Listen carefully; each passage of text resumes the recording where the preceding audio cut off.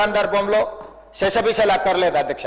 సభానాయకుడిగా 42% రిజర్వేషన్లు విద్యా ఉద్యోగాలలో రాజకీయపరమైన రిజర్వేషన్లను సాధించడానికి నేను నాయకత్వం వహిస్తా. ఈ సభానాయకుడిగా నేను మాటిస్తున్న బలహీన వర్గాలకు, తెలంగాణ రాష్ట్రంలో ఉన్న వాళ్లకు ఈ రిజర్వేషన్లు సాధించడానికి నేను నాయకత్వం వహిస్తా. అన్ని పార్టీలను కలుపుకొని వెళ్తాను.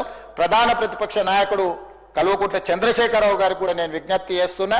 మనందరం కలిసికట్టుగా భారతీయ జనతా పార్టీ నాయకులు, ఇక్కడ సభానాయకుడుగా ఉన్న మహేశ్వర్ రెడ్డి గారిని, ఎంఐఎం పార్టీ నాయకుడుగా ఉన్న అక్బరుద్దీన్ ఓవైసీ గారిని, మిత్రుడు సాంబశివరావు గారిని, సిపిఐ నాయకులను, వీళ్ళనే కాకుండా రాజకీయ పార్టీలకు కూడా నేను విజ్ఞప్తి చేస్తున్నా.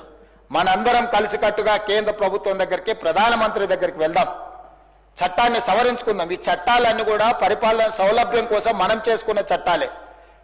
100 పైగా మనము రాజ్యాంగ సవరణలను చేసుకున్నాం ప్రజలకు మేలు చేయడం కోసం. కాబట్టి ఈరోజు అవసరమైతే రాజ్యాంగ సవరణ అయినా చేపట్టడం ద్వారా బలహీన వర్గాలకు విద్యా ఉపాధి అవకాశాలలో, అదేవిధంగా రాజకీయ అవకాశాలలో 42% పెంచడానికి అవసరమైన చట్టపరమైన చర్యలు అన్నిటిని కూడా మనం తీసుకోవాలి.